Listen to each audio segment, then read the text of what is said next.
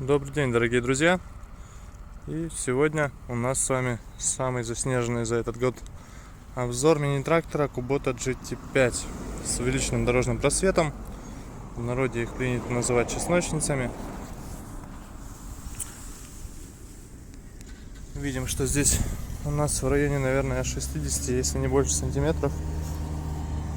То есть конкретно по колено. Мост начинается. Соответственно, даже руль у нас здесь на уровне примерно 170 сантиметров от земли. Наработка 724 моточаса. Состояние на самом деле достаточно хорошее.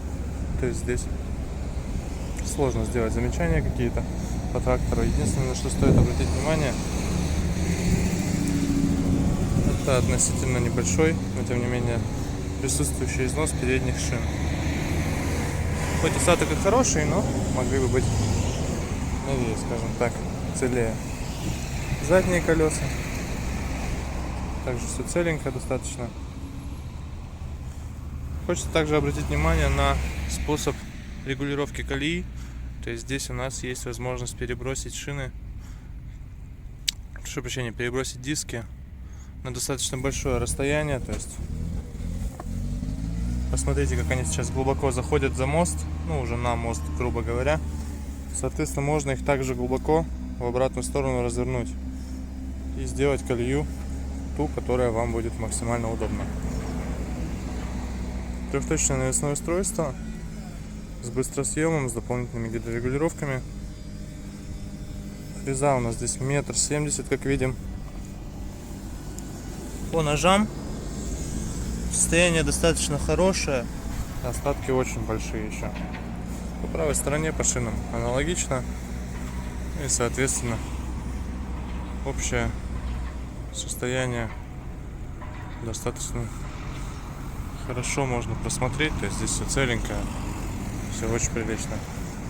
Естественно, есть здесь у нас гидроусилитель руля. Вот у нас регулировочки по фрезе.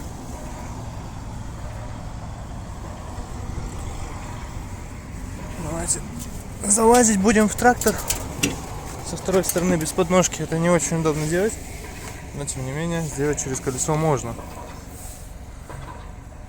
Видим коробку переключения передач. Реверса у нас здесь, к сожалению, нет, но тем не менее все достаточно удобно, можно использовать и так. Так, что у нас по запуску? Свечи греются, как обычно, в Kubota в положении между включенным зажиганием и стартером. Запуск был без свечей, если я не грел.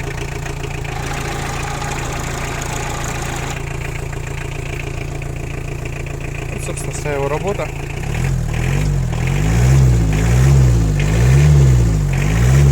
Выхлопная труба у нас выходит, не видно торчащую, но вот видно уголочек, с которого она должна быть. Соответственно, видим, что без примесей, выхлопа и тому подобных вещей. Удобно регулируется, кстати, руль по наклону. Можно отрегулировать так, как вам нужно.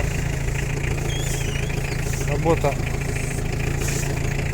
нашего гидроусилителя также в норме. Естественно, есть здесь у нас быстрый разворот. Соответственно, можно включить данную функцию на пониженной передаче, и все будет прекрасно работать. Трактор будет поворачиваться вокруг своей оси практически. Вот это GT5, напомню.